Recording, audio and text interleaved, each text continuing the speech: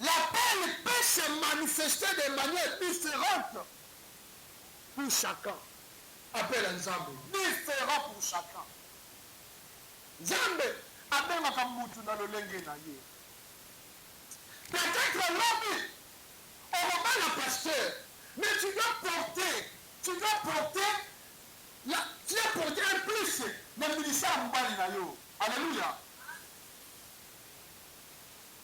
Ma sœur, toi qui m'écoutes, Nzambe abenga yo na ministère lobby.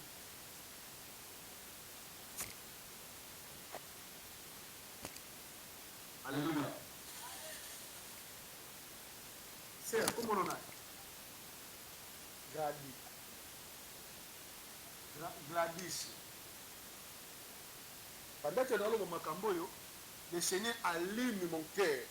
Takoye bisayo, lobby, on s'attache à Moussa Lanzam. Yoba la pasteur. Maluboyo, on le voit pour chango vidéo, pour chango pédate. Pour zonga, pour la vidéo pour Gladys. Quand on a la wapi, le pasteur Manuel Territier à l'autre. Quand je passe par eux, je te regarde, c'est la musique par pour te dire. Lobby, on soutient le ministère. Tout ça l'ensemble. Tu dois porter un plus dans le ministère. Mon frère, ma soeur, peut-être aux gens où on a lobby, ou un homme, on n'est pas la politicienne, il faut soutenir n'a pas une la politique. Alléluia. Même la politique, c'est un appel. Être militant, on dit, lobby, on commence comme ministère partout. La politique, c'est la banque. Soit les politiciens, ça m'a caché au soutenir dans Roland de Balanda. Comme il y a une dame qui dirigeait le gouvernement, bien Janine Mabunda. Un monsieur, son mari l'appelle, a dit qu'il y a un côté, il y a un droit de maillot. On m'a dit qu'il y a un escalier, sauter l'Amérique. Tu dois supporter cette lourde charge d'appel. Alléluia. Peut-être que le Seigneur t'appelle. Mais cultiver les champs à Zamba na Moka. Nous sommes là. Vous avez une grande dame à Zamba Malamu. Afin que nous, à Kinshasa, mange des foufous. Donc, il y a une prophétie que nous, on s'en a mis dans le pot. Non. C'est la mission de la Bandounou. Il y a la mission de la Bangolia. C'est ça, on combo Ongolodiata. Ongolodiata. Ongolodiata. Qu'est-ce qu'on peut combo dans l'ail? À l'appel du ministère. Deuxième point, appel peut être spécifique ou général. Appel ensemble de la musulmane généralement. La deuxième point, l'appel peut être spécifique, yomoko ou général.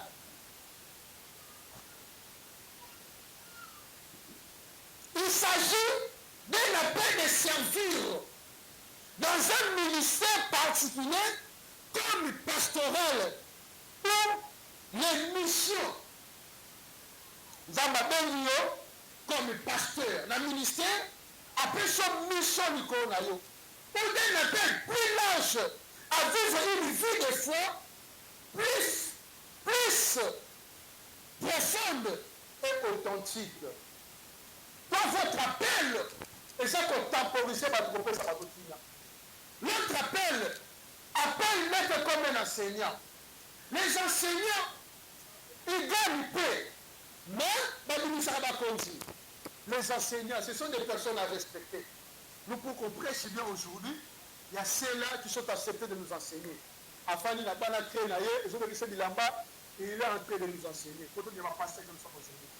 On y va politicien, on y va ceux qui sont soldats, on y va ceux qui sont médecins, parce que tout le monde a ce qu'appelle, il y a autant de sayo, appelle, il y a autant de sayo. Ozawana. L'appel. Troisième point, appel peut être impliqué,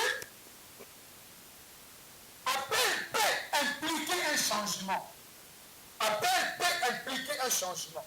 Même appel fait changer you. Pourquoi ils ont appelé ensemble mon change à rater? Pourquoi ils ont appelé ensemble dans la salle de vie? C'est un public. Est-ce que Nzambe appelle dans le ministère d'un public?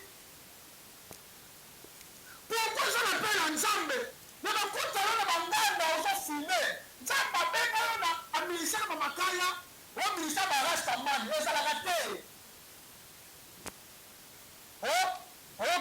Biso bateglise ya molimo soki bato baglise de noire mpe bayaka bamakaya aotya baloso mona otya boye nzambe abengaka na mpela bato makaya te. Oyo ministère barasta man na kombo na yesu nzambe abengaka biso nango te. Biso toza na ministère barasta makaya mansi makaya mawindo lukuta apena nzambe fa changer yo ezoki yo ndenge nini lolokomi ndenge nini.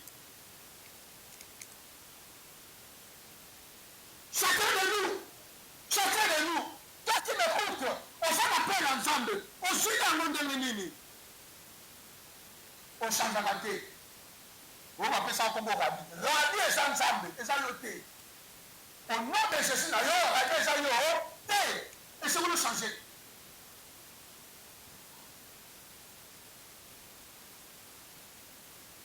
Répondre à l'appel de Dieu implique souvent un changement. Répondre à l'appel de Dieu implique un changement.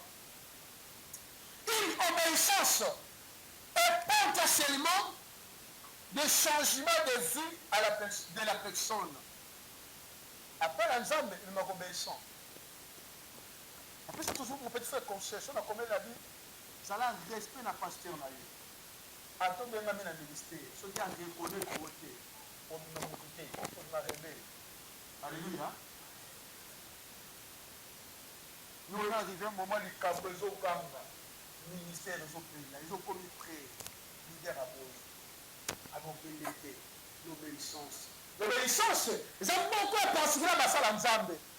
Parce que c'est si les gens vont ouvrir la vérité. On s'en loki. Tu n'es pas obéissant, tu n'es pas obéissant à nani. On n'a pas chef, on a salué les réunions, on a regardé les réunions à la tête. Il faut être qui? Électron libre, qui? Obligé banzete, Christ a lobby, attention kumisingate, même à bange kumisanga. Alléluia. À bange kodoronga. Ta vie doit être une vie obéissante. Yebakango, place au lingo kono, bakomo liboso no bazali. Place au zali, babandaka liboso no bazali. Votre façon de s'appliquer est c'est comment? Osaka bébé, osala pété, osala bébé, omati âge okomi. Okokufa pe okovieillir okokende. Donc, oya bongo te, faut changer. Laisse que les gens te dirigent. Même l'appel nous à vie, ma domaine m'a quelquefois la kisayon là. L'un de mes frères, magistrat, m'a dit, votre ministre, il veut vivre comme étant l'électron libre, ministre de la justice. C'est posé à tout faire le ciel. Voilà pourquoi il a fini mal. À ceux qui m'ont dit. Pourquoi on limite pas dirige? On limite pas diriger autour de la l'électron libre. C'est comme tu as le chemin de vie, tu pries ici. Au lieu de soumettre l'onction dans la tête, ou de soumettre l'angouya dans la tête, ou de soumettre la voix dans la tête. C'est à vous de juger. Vous avez vu mon frère. Vous avez vu. Même un jour, les esprits parlent au serviteur de la vie. Nous connaissons Paul qui est votre maître. Nous connaissons le maître que Paul a servi. On connaît Jésus là. Vous êtes qui? Alléluia. Où les esprits de faire référence à qui t'a formé. Mais la formation. Mais bonjour, le bain aux hommes. Moi, je dis clairement. Là où tu le dis à mon livre, je ne mâche pas les mots. Pourquoi? Tout ce que j'ai eu auprès de ma maman et mon pasteur, mon père, je l'utilise, je le pratique. Je le pratique. Tout ce que j'ai eu, n'a changé de côté, n'a pas ici comme ma tactique léger. Dans mon appel, n'a pas ici. Mon frère, ma soeur, mon frère, face à la obéissance, l'appel. Et potentiellement, les changements pour changer. Au moment où tu vas dans la classe, tu as dit qu'on l'a battu, ton mati, ton pays, plan, ça me connaît sa canine. Et l'appel peut se manifester de manière différente pour chacun. Appel à Nzambe. Différent pour chacun. Nzambe, abengaka mutu na lolenge na ye. Peut-être l'homme, on va pas la pasteur, mais tu dois porter un plus dans le ministère mbali na yo. Alléluia. Ma chère, toi qui m'écoutes, Nzambe abenga yo na ministère lobby.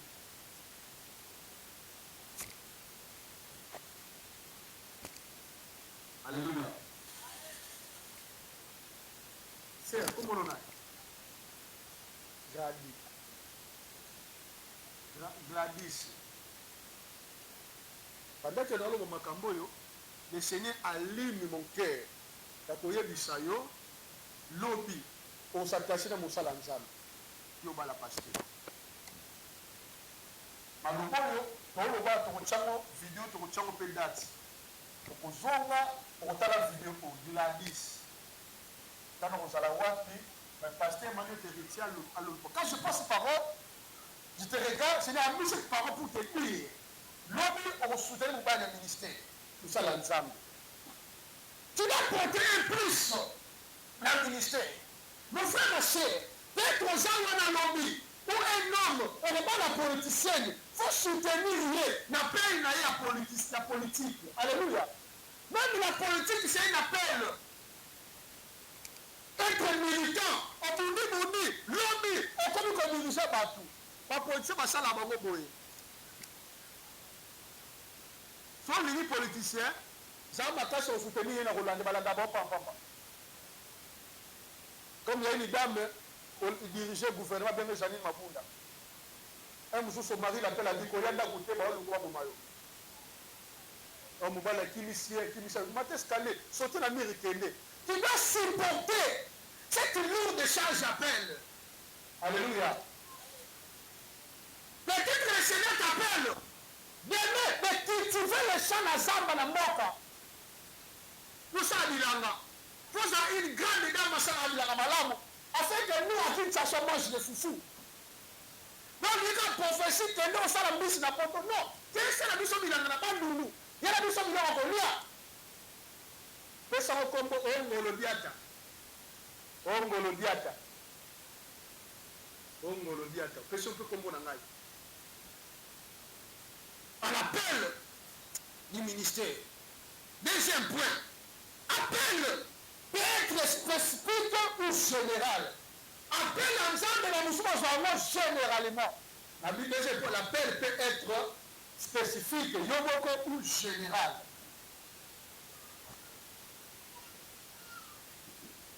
Il s'agit d'un appel de servir dans un ministère particulier comme pastoral ou les missions. Zamba Benio comme pasteur, le ministère, après son mission, pour d'un appel plus large à vivre une vie de foi plus profonde et authentique. Dans votre appel, et ça qu'on temporise, l'autre appel l'être comme un enseignant. Les enseignants, ils gagnent paix. Mais, les enseignants, ce sont des personnes à respecter.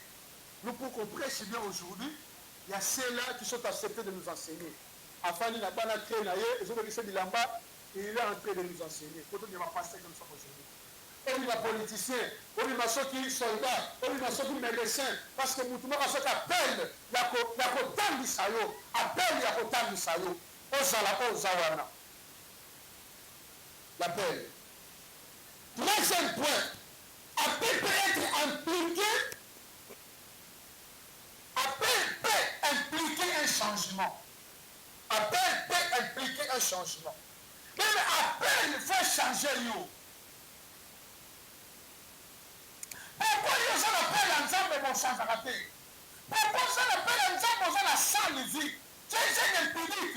Est-ce que ensemble appelle dans le ministère d'impudique? Pourquoi ils ont appelé ensemble? Nous avons tout à l'heure dans le monde,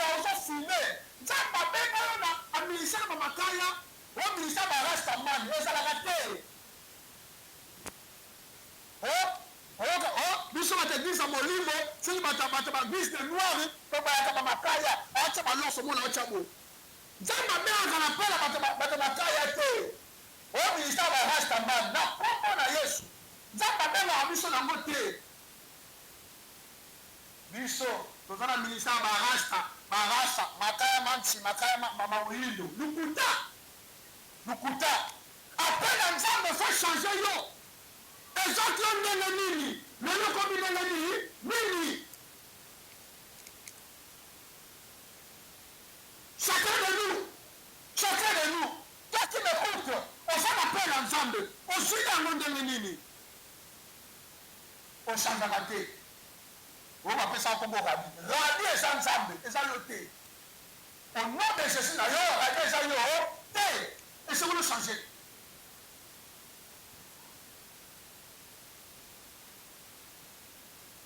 Répondre à l'appel de Dieu implique souvent un changement. Répondre à l'appel de Dieu implique un changement. Une obéissance est potentiellement de changement de vie de la personne. Après l'ensemble, nous obéissons. Après, c'est toujours pour faire concession, on a commis la vie, ça a un respect dans la pasteur. En tant que ministère, ceux qui ont reconnu le côté. On m'a rêvé. Alléluia. Nous on arrivé à un moment du Cabrezo Gamba, ministère de ce pays-là. Ils ont commis près, leader à Boye, à l'obéité, l'obéissance. L'obéissance, ils ont beaucoup à participer à la salle en Zambé. Parce que c'est si les gens vont ouvrir la volonté. On s'en doit. Tu n'es pas obéissant, tu n'es pas obéissant à l'âme. On ne chef de salut réunion, on ne regarde réunion à la tête. Il faut être qui électron libre, qui obligé banzete, Christ a lobby, attention kumisingate, même à bange kumisanga. Alléluia. À bange kodorenda. Ta vie est une vie obéissante. Yabakango, place au lingo kono, bakomo liboso no basali. Place au sali, babandaka liboso no basali. Votre façon de s'appliquer et c'est comment? Osaka bébé, osala pété, osala bébé, on m'a dit âge okomi. Okokufa pe okovieillir au rotende. Donc, au y a bon côté, il faut changer. Laisse que les gens te dirigent. Même l'appel nous à vie, ma domaine m'a quelquefois la qui s'aille là. L'un de mes frères, magistrat, m'a dit, votre ministre, il veut vivre comme étant électron libre, ministre de la justice. C'est imposé à tout faire le ciel. Voilà pourquoi il a fini mal. À ceux qui m'ont dit. Pourquoi on limite pas dirige? On limite pas diriger autour de la électron libre. C'est comme tu as le chemin de vie, tu pries ici.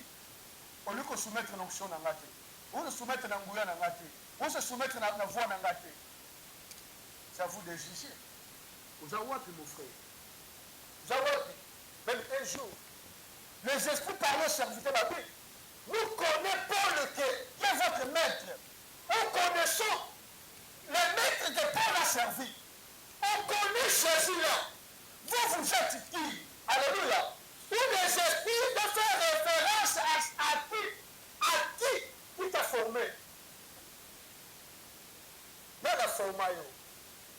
Mais bonjour, le bain aux hommes. Moi, je dis clairement. Là où tu l'église à Molimo, je ne marche pas les mots. Pourquoi? Tout ce que j'ai eu auprès de ma maman et mon pasteur, mon père, je l'utilise, je le pratique. J'utilise, je le pratique. Tout ce que j'ai eu, n'a changé de côté, n'a pas ici comme ma tactique léger. Dans mon appel, n'a pas ici. Mon frère, ma soeur, mon frère, face à la obéissance, l'appel. Et potentiellement, le changement pour changer. Au moment où tu vas dans la classe, tu as dit qu'on le battait. Ton mati, pourquoi ça l'appelle un diable dans la salle de vie? Tu es un impunique. Est-ce qu'un diable appelle dans le ministère d'impunique? Pourquoi ça l'appelle un diable? Mais pourquoi tu as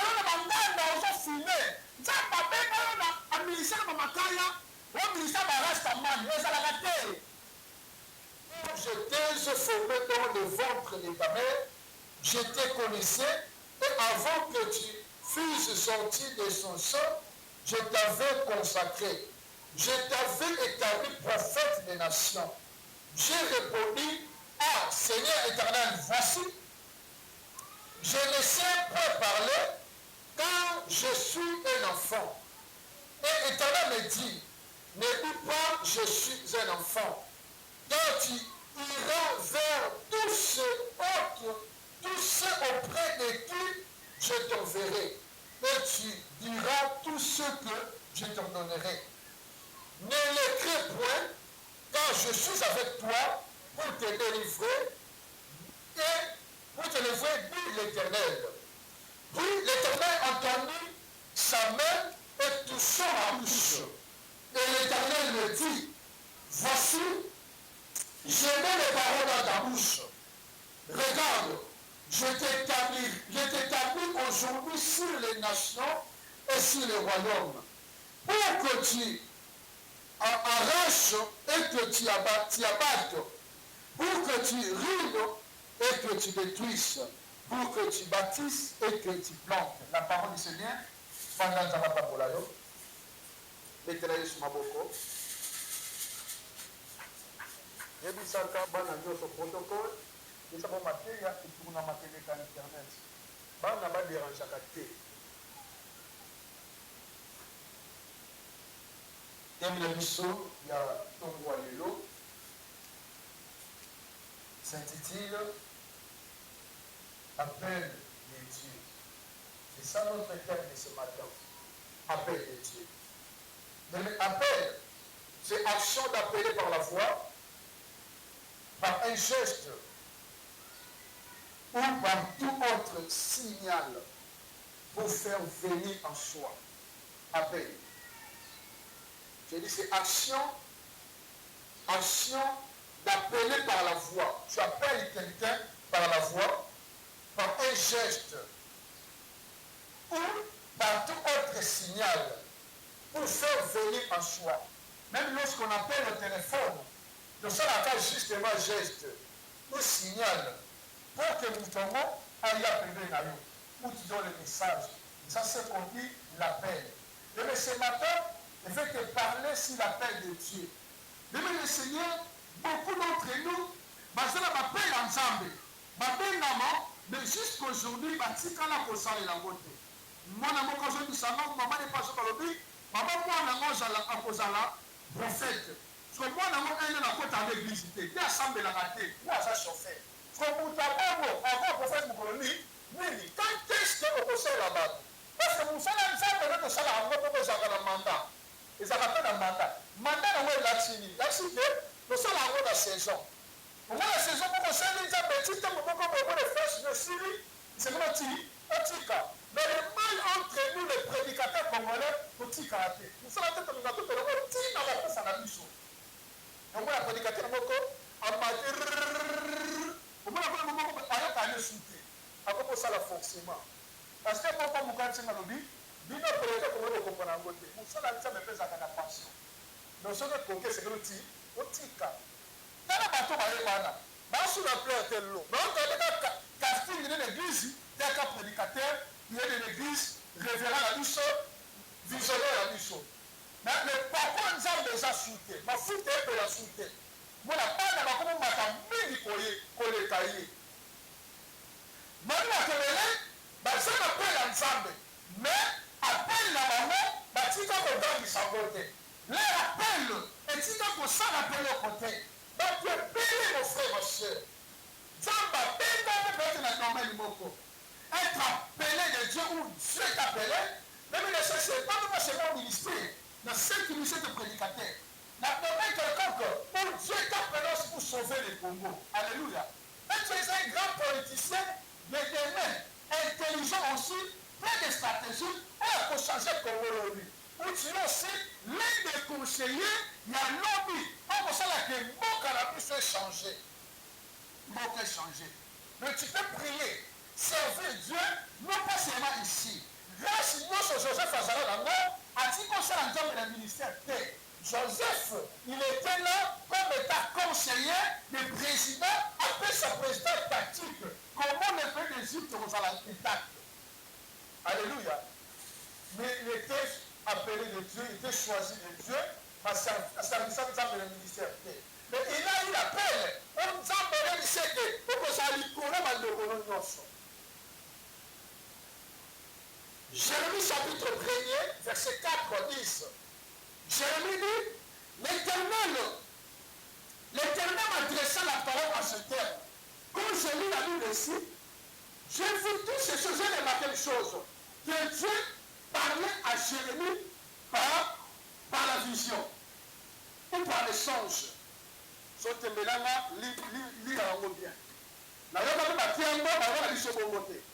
appel ici, pourquoi j'ai dit ça? Nous allons descendre. Dieu l'a parlé par la vision. Mais l'appel de Dieu, ça peut être ici à l'église, ou quand je te prêche, même ici qui écoute ma parole, ma prédication, comme ici en lui, nous témoignons que la mort est une de l'évangile. Pendant que je te prêche ici, nous avons l'appel. Donc, tu es belé, dis ma fille, dans le lengue.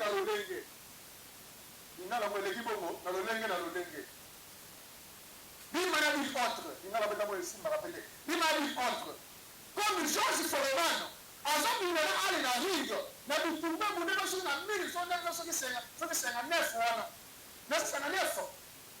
les gens remarquent que on lui voit la paix de Dieu, ou Seigneur à son bon tu vas me servir au ministère. Tu dois devenir prédicateur. Il y a Sangomala. Il y a évangile. La paix de Dieu. Dans l'anniversaire, dans l'ensemble, à son révélé. Seigneur a dit, c'est malheureux. Avant de t'avoir formé dans le sein de ta mère, dans la version Seigneur, dans le sein de ta mère, je t'ai choisi et avant ta naissance, je t'ai consacré. Je t'ai établi prophète pour les nations. Je t'ai choisi moi-même, n'a pas le père de maman nayo, n'a pas établi ça prophète des nations. Ici, la maman de la parent conseille de se donner à tout moment. Comme il n'a été mal à la Bible, ma femme maintenant vous ne savez rien faire. À l'occasion de rien, vous êtes content, vous venez sur vos familles, voici vos ensemble. Non, il faudra ce que vous faites. Il faut dire d'abord, il faut prier, pas sembler là. Parce que Jérémie, il a été choisi dans le ventre de sa maman. Mais il ma maman n'a vu, ma maman n'a vu chaud. Mais il n'avait même pas même la zone de maladie pour vous n'ayez. En zone bataille au combattant. Dans la zone dirigeante de vous n'ayez. Au moins, la peine de vous appeler ça des restrictions. Moi, le bombardier, pas calimaé. Moi, le bombardier, ça des guignats. Moi, malade, quand déranger sa maman, elle dit, moi, tu dois te calmer. Tu dois être guignat. L'esprit qui te parle, c'est l'esprit qui est supérieur à ton esprit. Tu dois te soumettre à l'esprit qui te parle. Guignat. Pourquoi? Ou à qui tu dois comprendre qui tu es en train d'amener dans ta ventre aux autres Jérémie. Jérémie, ça vous a dit non, vous n'avez pas. Jérémie maintenant répondu. J'ai dit ça, c'était une vision. Où nous avons dans le barrière, où nous avons traité d'échange. Ça va vous donner Jérémie l'appel. Jérémie dit, hélas qui veut dire que, hélas qui veut dire que, contradiction ou encore, elles ont contesté ce que le Seigneur a dit. Alors, hélas, Seigneur éternel, je ne sais pas m'exprimer car je suis un adolescent. Je suis mineur. On se dit à la ministère, pourquoi? Comment on attend l'eau? Appelle ensemble dans le ministère et qui va agiter. Alléluia. Mon pasteur me disait, pour fêter sa vie dans la lobby. Il doit se comporter comme une grande personne. Ministère sont bien amis et qui parle du moi à la tête. Faut qu'on là. Mais c'est de toi qui m'écoute là. Si Dieu t'appelle au ministère, tu vas se sentir farmer de servir Dieu. Il y a conservé une femme dans le ministère. Il faut le voir qui nous voit. C'est une femme qui fait bien là. Zamba appelle sur le thème là. On servir une femme dans le département mon bien le Seigneur, tu dois t'engager de tout ton cœur.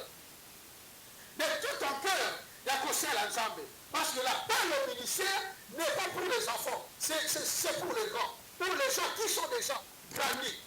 Bateau Bakoli. Jérémie a dit, Seigneur, je ne sais pas m'exprimer. Mais l'Éternel m'a répondu. Jérémie dit, le Seigneur lui-même m'a répondu. Le Seigneur m'a parlé. Oui. Ne dis pas que tu es un adolescent. Tu iras trouver tous auprès, tous, ceux auprès de qui je t'enverrai. Et tu leur diras, okoloba na bango, ngamoko na kotinda yo. Na koyebisa yo, batu nini okende kokuta na bango. Na koyebisa makambo sengelo loba. Alléluia. Makambo sengelo loba. Tala makambo koloba na bango.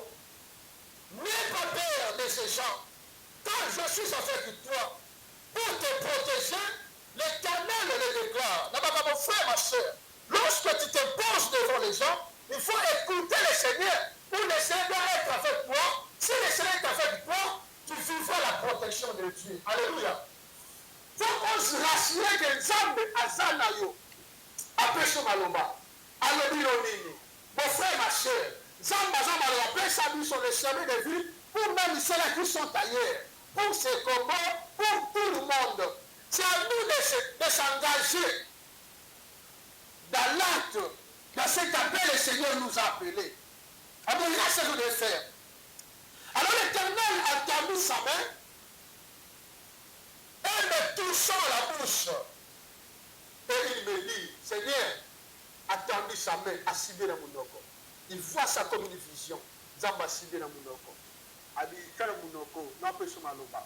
Jérémie, il ne sait pas parler. Jérémie, mais je mets la parole dans ta bouche. Alléluia.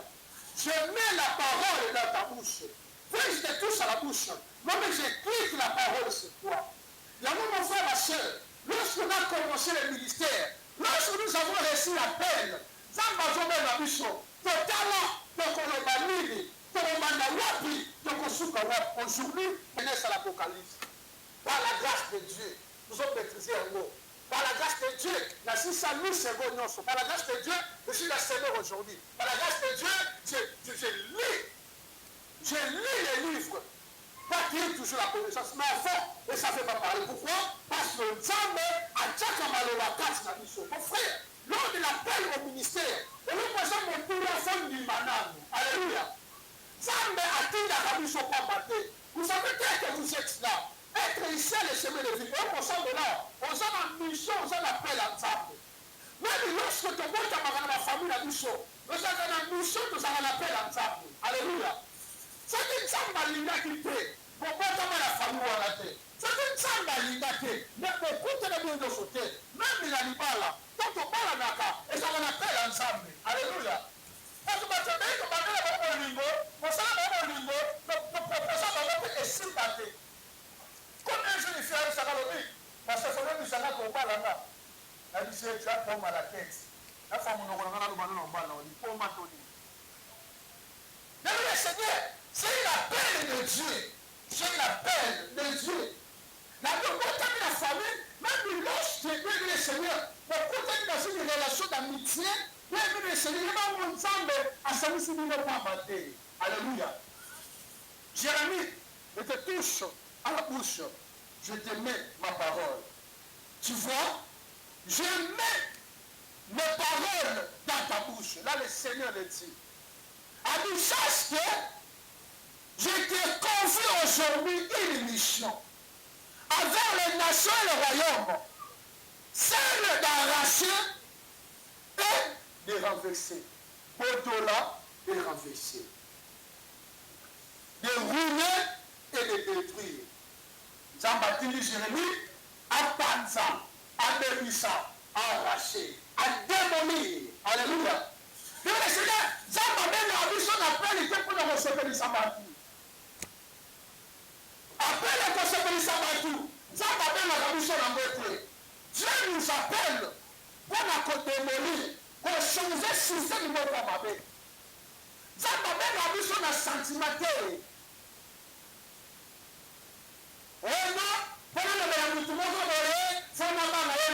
Ainsi par le Seigneur, alléluia.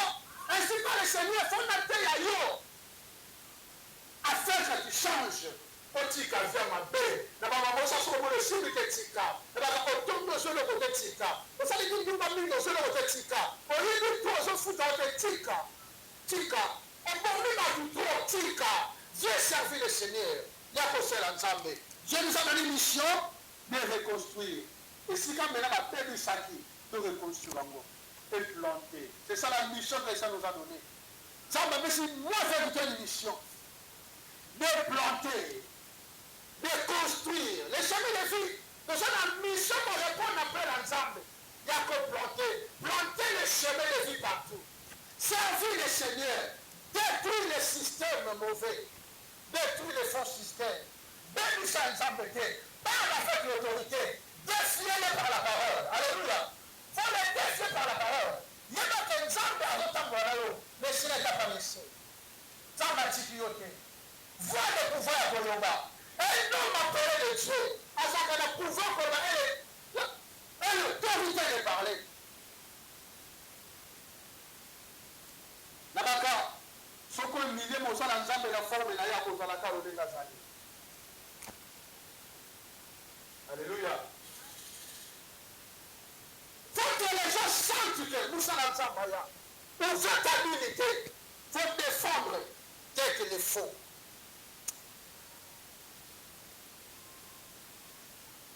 Appel de Dieu fait référence à l'invitation divine de servir Dieu. Appel de Dieu fait référence dans l'invitation de servir Dieu. Que ce soit dans un ministère spécifique ou dans une vie quotidienne, imprégnée de foi. Appel ensemble, pour un ministère spécifique. Dans le Bible, tu veux un maca. Dans le ministère spécifique. Le ministère n'a pas basé dans lui. Mission n'a pas chaque action. Alléluia. Le ministère n'a pas basé dans lui. Un jour, mon ami m'a demandé à lui, message uni, il n'a pas fait dans le ministère, sans qu'on prenne la message uni. Dieu m'a donné un message de justice, message de la réconciliation, message de retour aux Saintes Écritures, message. Mon frère, message que ça nous a donné de prêcher la bonne nouvelle. Les gens abandonnent la sale vie. Mais c'est le message que le Seigneur nous a donné. Il y a côté Yayo. Quel que soit dans votre vie quotidienne, ça a un message après ça. La message qu'on salue, ça a taillé aux gens et ça n'a pas balisé avec une mission. Ce qui nous a massé le médecin, ce n'est pas pour faire des avortements, mais pour sauver les vies. Mais pour le docteur, nous l'important c'est de sauver d'abord les vies. Alléluia. Les hommes de Dieu, les pasteurs, le conseil important, sauver d'abord les vies. Vous savez que c'est un mot gratuit, mais c'est un mot gratuit. Attendez, c'est une prière, vous savez, mandat aux joies, on l'appelle un gars, il y a pour servir. Ato filinga, ato imilenga, ato tatinga tambata, ce que lui semble là dans le sable de la caille. C'est un matin prétaka, tondimaka, devant Nzambe, devant les gens, et ça a été pour te servir Nzambe dans n'importe quel moment. Le serment dit le prétaka. De faire les gens du mal, la police va battre, donc on sera battu ma belle. Il ne s'agit pas toujours de niveau audible, mais peut se manifester par une conviction intérieure. Par la vision, par l'échange, par la voix audible. Donc, Dieu lui-même t'appelle au ministère. Mais vous, par la conviction intérieure, nous avons fait ça de Dieu. Natika, na la Nzambe, na servir le Seigneur, na lingaye. Donc je sers Dieu de tout mon cœur. Natika Viamade. Moi je dis, tel que je suis, c'est ma conviction. Na joie des gens du Seigneur. Natiki bavanti nyoso na salaka. Na komoselo na mutema molimo. Nyoso zelanga baje na tiki yango. Na bando ça fait que loyalement et fidèlement. De nous qu'on a joué des décisions nakenda libela natika baje ya mabe. Hier, une personne me demanda, me dit, pasteur, tu vas moi bien ko, na lingo mela bien ngama wote na tabando. Tabando. Siko écoute ce que yo ba tuno bongo. To ba eko, aba aronga mo wote. Ngai atana ndoto no mela te. Pena mela mati. Na lobi, do tu na le chemin de vie. Ai do tu na batingere te. Ai do tu na bakuitere te. Ai do tu na bakamiyere te. Utako zo tema na che. O se la nzambe na département na yo, faut ça la modèle et légal. Alléluia. On va département à Tringué. De bon abino batma kuti potondi trop. Batabeka bambenda babeka makaya. Non. Mon frère, ma soeur. Dieu nous appelle pas dans ça.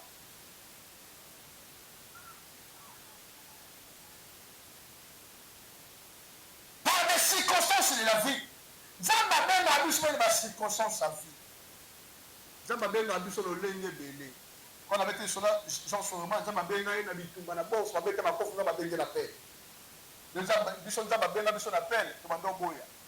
Abenga la paix, c'est là Zamba na boy. C'est là Zamba na boy. Zamba singa bon, na ko frapper yo. Na frapper ko commencer langa. Ah Nzambe. A frappanga, a pesanga malade, na bela déjà malade si na raté.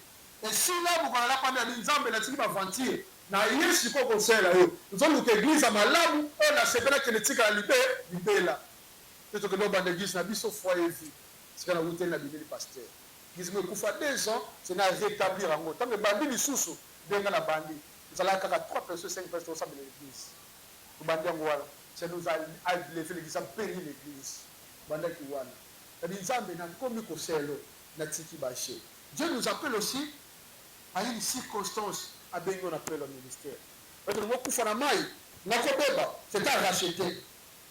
Ou des événements marquants. Des événements où essayer t'appelle là. Au ciel ensemble. Bakembele. Vous appelez au ciel ensemble. Est-ce que vous savez la ensemble? C'est ça la question. Je cite quelques points clés à considérer selon l'appel de Dieu. 1. Appel peut être personnel et unique. Nzambe abelaka mutu ye moko. Kasolaka na ye moko. Mais quand nous sommes là, quand on a l'église, ye moko. Mais comment le moment tu m'as mis ça libaku? On a l'église pour la batu, pour l'église pour la na, pour la nani. Ngai, quand on a bâti un ministère. Ça n'est pas que nous a donné le ministère, mais si nous appelons les gens qui ont été là, laissez-moi vous demander à vous. Nous dirigeons le ministère d'intercession, nous sommes à la Katouya. Parce que ce n'est pas comme l'État de Kangango. Nous avons une mission de Kangango. Mais je vois dans mon esprit, nous sommes là. Je vois dans mon esprit, nous prions à Kingunzi. Nous sommes là. Ok, si l'église est l'état de la bâtiment qu'on a été, enfin, ça peut l'église. Nous parlons de l'église est l'état de 3 ans. Tu comptes les temps, tu fais un peu de musique. Tu demandes à Dieu. Alors là, après que tu l'as mis, je regarde pour la question de ou la dame Singa, pour prêter, il y a un pasteur Binga, chaque église qu'on a boumi saka. La tique l'autre église qu'on a boumi saka. Le Dieu nous parle personnellement. Tout le temps, nous tout est. La lobby, et ça t'est bien, ce que vous avez sur le bambou d'église, na moni non et là mon quatre batu libaku pe segeli et pourquoi bon mais ça n'a pas comme ma famille alléluia pour conseil ça ko boyi zalaka na konda na pasteur na yo kende songa kana o parce que so na batu mais c'est un danger pourquoi jamais nous a quatre batu limite ko so na batu c'est pas bien Dieu a un plan spécifique pour chacun individu. Pour chaque individu, Dieu a un plan spécifique sur lui. Dans le plan du corona, Dieu a un plan spécifique sur toi. Plan Zamba du corona, L'appel peut se manifester de manière différente pour chacun. Appel à Nzambe. Différent pour chacun. Nzambe abengaka mutu na lolenge na ye. Peut-être l'homme, on va pas le pasteur, mais tu dois porter, tu dois porter un plus dans le ministère Mbali na yo. Alléluia. Ma chère, toi qui m'écoutes, Nzambe abenga yo na ministère lobby.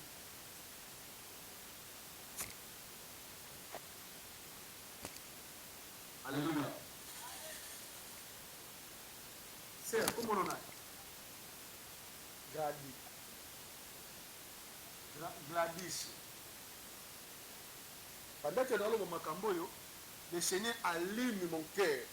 Takoye bisayo, lobby, on s'attache dans mon salle ensemble. Yo ba la pasteur. Malomboyo, to ba to chango vidéo to chango pe date. Ko zonga, ko tala vidéo ko Gladys. Quand on s'ala wapi, le pasteur Emmanuel te retient à l'autre. Quand je passe par eux, je te regarde, Seigneur a mis cette parole pour te dire. Lobby, on soutient le bas du ministère. Nous sommes ensemble. Tu dois porter un plus dans le ministère. Mon frère, ma soeur, peut-être aux gens où on a lobby, ou un homme, on n'est pas la politicienne, il faut soutenir n'a pas une la politique. Alléluia. Même la politique, c'est un appel. Être militant, on dit, lobby, on commence à diriger partout. La politique, c'est la banque. Soit les politiciens, Jean Makas ont soutenu une Rolande Balandabo Papa. Comme il y a une dame qui dirigeait le gouvernement, bien Janine Mabunda. Un monsieur, son mari l'appelle à dire qu'il y a un côté, il y a un gros maillot. On m'a dit qu'il y a un escalier, sauter la mérite. Tu dois supporter cette lourde charge d'appel. Alléluia. Peut-être que le Seigneur t'appelle. Mais cultiver les champs à Zamba na Moka. Pour ça, pour ça, une grande dame à Sarabila Malamu, afin que nous, à Kinshasa, mange des foufous. Donc, il y a une prophétie que nous, on s'en a mis dans le poto. Non, c'est la mission de la Bandoulou. Il y a la mission de la Bandoulou. Mais ça va comme Ongolodiata. Ongolodiata. Ongolodiata. Question peu comme on a eu. À l'appel du ministère. Deuxième point, appel peut être spécifique ou général. Appel ensemble de la musulmane généralement. La Bible dit que l'appel peut être spécifique, yoboko ou général.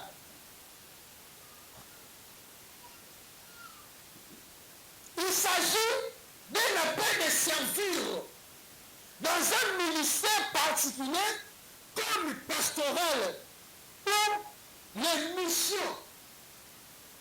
Zambabengio comme pasteur dans le ministère, après son mission Nikonayo. Pour un appel plus large à vivre une vie de foi plus profonde et authentique. Dans votre appel, et ça qu'on temporisait par le prophète Sabadotina. Notre appel l'être comme un enseignant. Les enseignants, ils gagnent peu. Mais, les enseignants, ce sont des personnes à respecter. Nous, pour qu'on prêche bien aujourd'hui, il y a ceux-là qui sont acceptés de nous enseigner. Afin de n'a pas la créer, ils ont laissé de là-bas, et il est en train de nous enseigner. Quand on va passer comme ça aujourd'hui. On est politicien, on est ceux qui sont soldats, on est ceux qui sont médecins, parce que nous avons ceux qui appellent, il y a autant d'Israël, appelle, il y a autant d'Israël, Ozawana. L'appel. Troisième point, appel peut être impliqué, appel peut impliquer un changement. Appel peut impliquer un changement. Même appel, il faut changer you. Pourquoi ils ont appelé ensemble mon change à la terre? Pourquoi ils ont appelé ensemble dans la salle vie? C'est un impudique. Est-ce que Nzambe appelle dans le ministère d'impudique? Pourquoi ils ont appelé ensemble? Dans le coup de l'eau, dans le monde, ils ont filmé. makaya obilisa barasta mani ezalaka te. Biso bateglise molimo soki bato baglise de noire to bayaka bamakaya atia baloso mona otia boye nzambe abengaka na mpela bato makaya te obilisa barasta mani na kombo na yesu nzambe abengaka biso nango te. Biso toza na minisa ya barasta makaya manti makaya maulindo lukuta apres na nzambe fa change yo ezaki yo ndenge nini lelo komi ndenge nini. Chacun de nous toi qui m'écoute oza na mpe na nzambe ozwi yango ndenge nini ochangeaka te. oyo bapesa nkombo rabi eza nzambe eza yo te. au nom de jésus na yo rabi eza yo te esengo no change.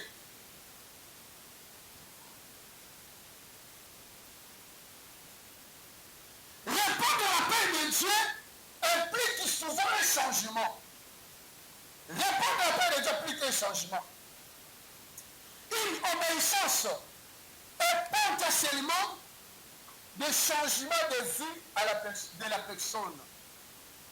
Après l'ensemble, il m'a obéissant. Après, c'est toujours qu'on peut faire concession à combien la vie. Ça a un respect dans le pasteur. Attends, bien, dans le ministère. Ceux qui ont reconnu le côté. Pour m'arrêter. Alléluia. Nous on est arrivé à un moment où les cabres ont gagné. Le ministère de son pays. Ils ont commis prêt. Leader à Bose. Avant pénétrer. L'obéissance. L'obéissance. Ils ont beaucoup à participer à la salle ensemble. Parce que c'est si les gens vont vous faire l'obéité.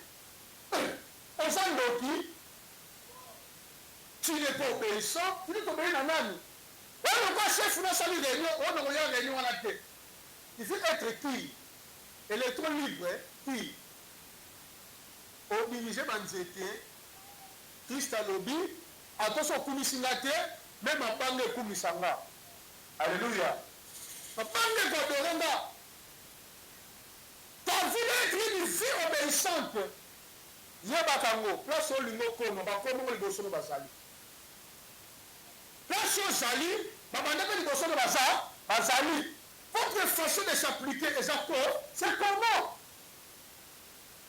On s'en bébé, on s'en pété, on s'en bébé. On m'a dit âge au commis. On peut frapper, on peut vieillir au recueil. Donc, il y a des mots il faut changer. Laisse que les gens te dirigent. Même un appel nous à vie, mais quelquefois la qui est là. L'un de mes frères, magistrat, m'a dit, votre ministre, il veut vivre comme étant l'électron libre, ministre de la justice. C'est imposé à tout de tout faire le ciel. Voilà pourquoi il a fini mal. À ceux qui m'avaient. Pourquoi on limite pas dirige. On limite pas diriger autour de l'électron libre. C'est comme tu as le chemin de vie, tu pries ici. Au lieu de soumettre une onction dans la tête, ou de soumettre une angouille dans la tête, ou de soumettre une voix dans la tête. C'est à vous de juger. Vous avez appris mon frère. Vous avez appris. Même un jour, les esprits parlent au serviteur de la Bible. Nous connaissons Paul qui est votre maître. Nous connaissons le maître que Paul a servi. On connaît Jésus là. Vous êtes qui? Alléluia. Ou les esprits de faire référence à qui t'a formé. Dans la formation. Mais bonjour,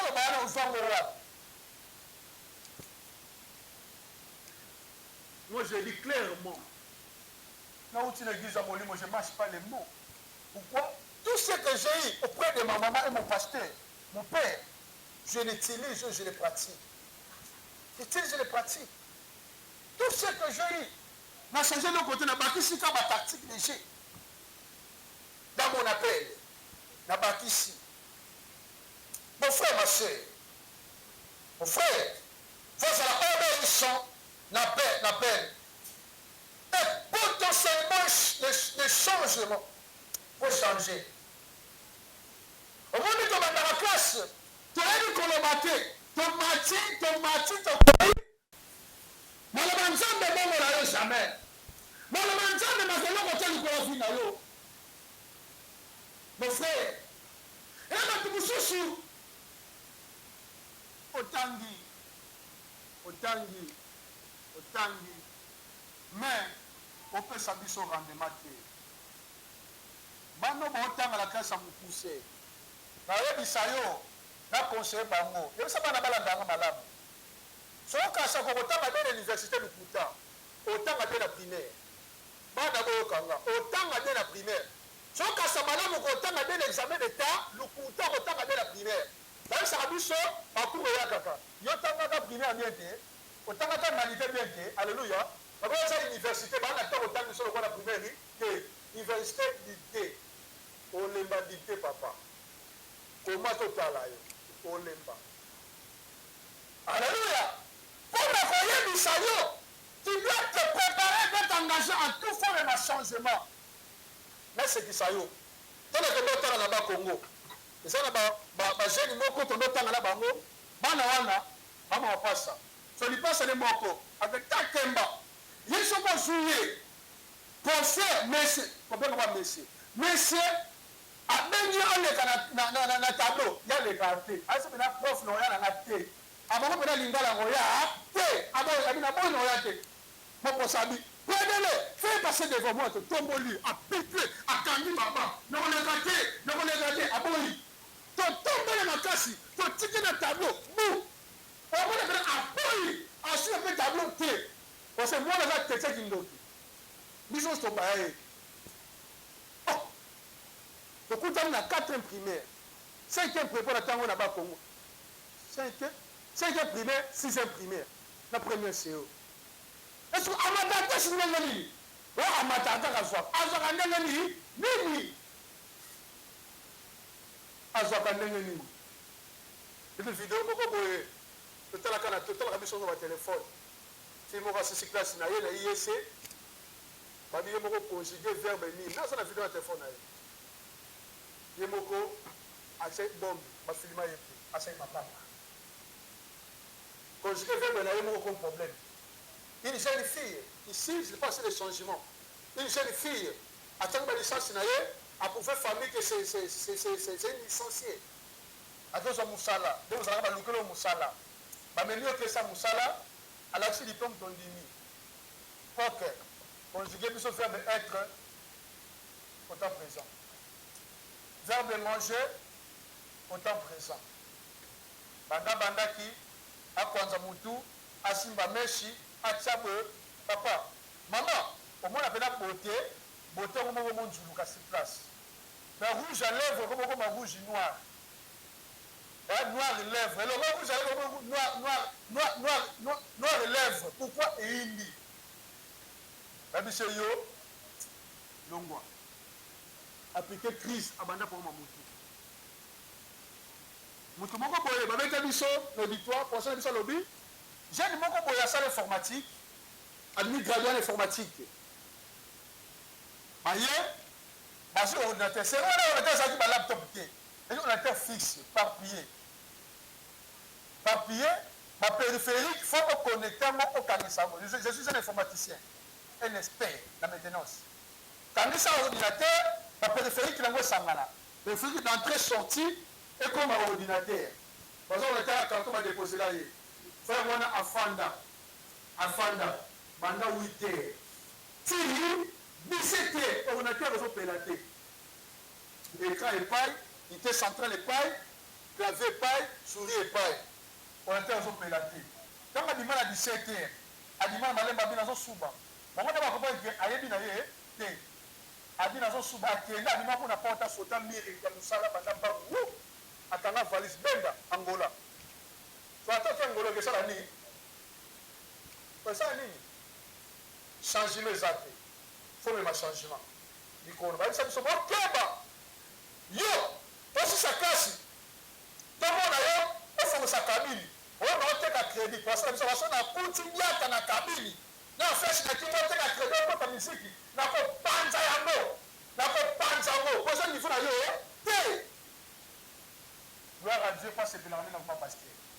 Mais travailler sur ma boîte, on a eu. Monsieur le pasteur, ça très content. les Français dans l'évangile. Parce que on tient crédit, n'a pas cabine, mais ça moko, au crédit, n'a pas méga, n'a pas panzango. À déjà niveau na hauteur, informaticien, jamais qu'on s'appelle quoi, non, panza crédit wana, panzango. Na idée na zaka ko tient cabine, na milango. Et puis pour ça, Poutinga, on veut ma caméra, donc il a volé à casser le cocaca.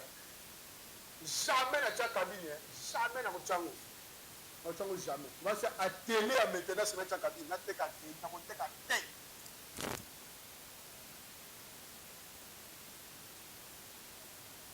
Pour terminer, quatrième point.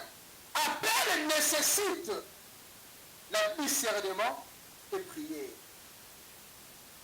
Appel nécessite le discernement et la prière. Il est important de discerner l'appel de Dieu dans ta vie à travers la prière. Il est important de discerner l'appel ensemble de la prière. Le département nous allons wana sambela nzambe a convaincre le département nous allons le département il y a intercession ça convaincre le nzambe et nous changer le département ni na ko devant c'est le nzambe bien le nzambe le mona nga changer le département ça c'est le discernement mon frère le discernement ma soeur notre département presse mais na peine na yo na prier faut nous nzambe na ko sala na yo na domaine nini na sekisa yo nai na bandeko koyemba je chante aussi donc la lina beaucoup plus côté ya tepo je négligeais la Bible l'entendre la Bible mais pas profond hein? Pas profondément mukomususu on peut savoir un message babi Dieu t'appelle au 5e ministère fauteuil on te a donné le puta papa on est maintenant frère donc yembaka bon c'est que la langue même comme surtout ya boye na chambo le puta moko pena bisenga lobi omoni yo tika musique te côté ya c'est rana sunganga abitika musique lo simba longo yo ndeke côté na kenda na zoma susimate na so te la message ngai na bio mutei oyemba natiki nanga natiki pour les aussi balonga te na te côté ya je suis un bon prédicateur à quel libéla tu dois discerner ton appel à la prière donc même quand tu fais tes affaires tu dois prier il y a un moment où on t'a pris pour changer on t'a dit moi changer on mikolo moi était dans malam on changer on comme na mal mikolo yo maba peut-être ka mabe bando teka mikolo yo ba kodemi sama ngene ba bune sama shibe ba bune sa kitongo ba dimanche ba panye na ba kupa mukuse ba ta ba kupa mukuse ba ni kupa mukuse ya farese na ba kantino on ko kende dabo non discerner ce que tu fais dans la prière et c'est moi ça ni biso nyonso foto teka ba mati laisse-moi la mort la bio biso nyonso to kumba ba moto to ba wewa moi je vais jamais acheter une moto na pesa moto ça jamais on a sur ma moto na pesa ba wewa tu peux jamais le faire na ba wewa la qualité n'a jamais je peux pas le faire pour ba no finga batu tu ko finga batu na finga mutu na l'église pamba parce que les wewa dans une maîtrise ba finga batu à n'importe quel moment les chauffeurs ba ni ko finga batu on va ko finga batu na l'église pas finga batu to ko biso to ko ba moto non je peux pas le faire alléluia je peux pas le faire mais c'est ce que tu fais dans la prière tu fais quoi fais-le discerne-toi la prière dans la lecture biblique et l'écoute la direction de l'Esprit Saint prière tanga pe makomi molimo nzambe enseigné yo après esprit nzambe epesa direction le somme sera là olanda molimo nzambe fa somme makola nani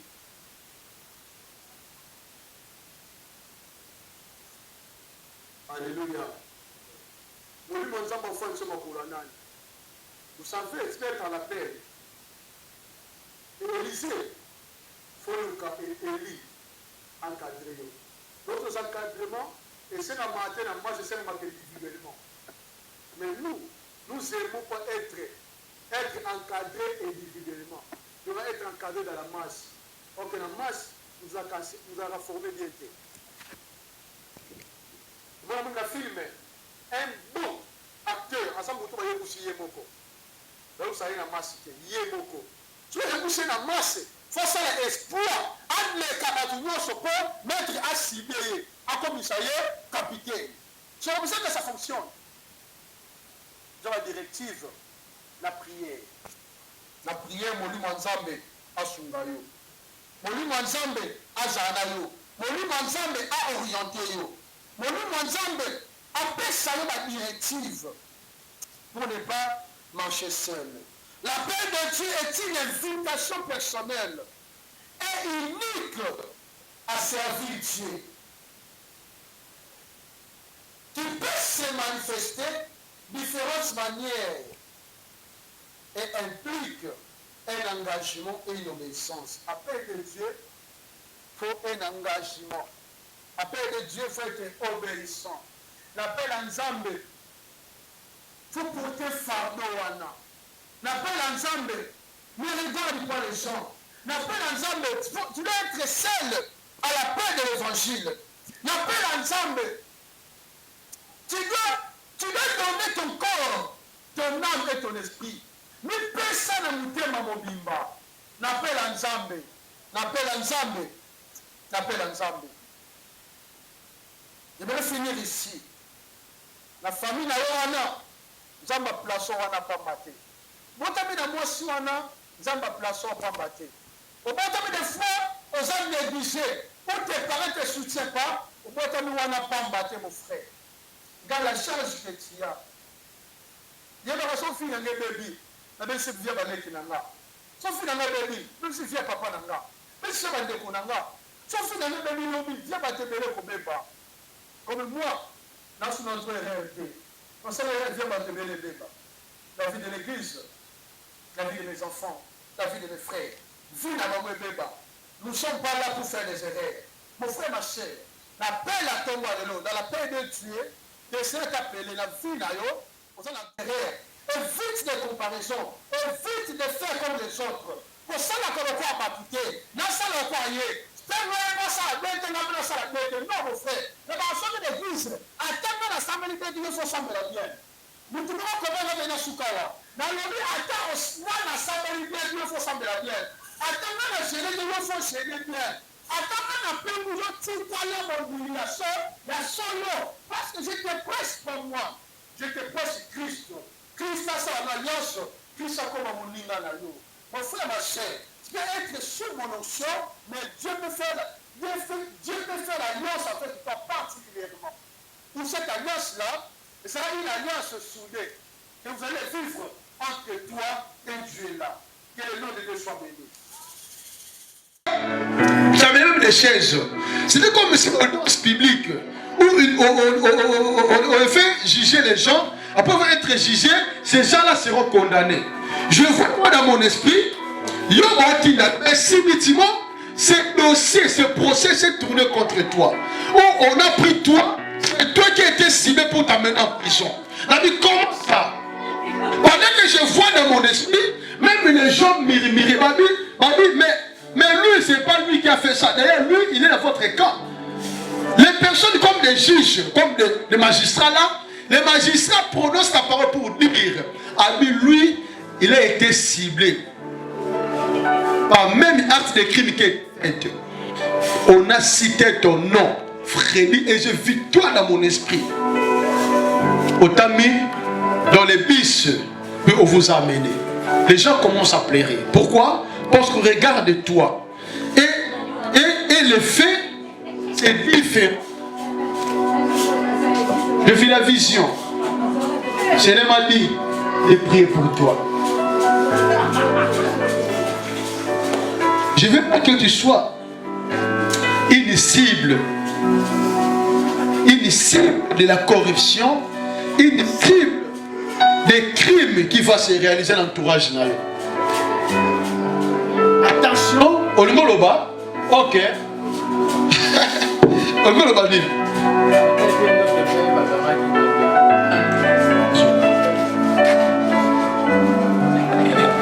Il y a l'autre comme Goni. Talanga hotel et Christo Sananga no sambela pour le talanga. Vous avez d'autres mon colonie.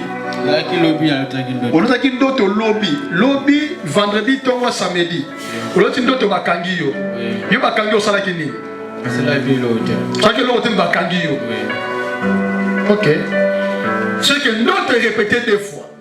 Parce que yo mon nom bien c'est m'a montré maintenant toi pour te vraiment que c'est pour toi. Attention, même si quand on sent là, toi sois être réveillé. On cause à la cibler et mouler. Na crime on sent moi bien monté. Ne néglige pas la prière, frère. Si Dieu t'a parlé, m'a montré pour aboyer au bika victime. Il y aura les gens qui seront arrêtés pour que prison. La limite, ils vont la cibler. Nous allons laisser cette vidéo pour vous allez épargner. C'est ma bonne qu'on va prier pour toi. Église, ça me la pour naïe. Dis à Dieu, maintenant ça m'a bé. Oye a osa la tête. Il va côté nango. Ba cible. Le ban ensemble est ramené de sans effet. Mais l'autre mon côté il y a diable. Et ça a réclamation du coronavirus. Élevez la voix, priez au nom de Jésus. Église, Sambela Ponaï. Yo mo peut prier. Tout le monde est Sambela. Église, Sambela Ponaï. Sambela Ponaï. Azela Sik.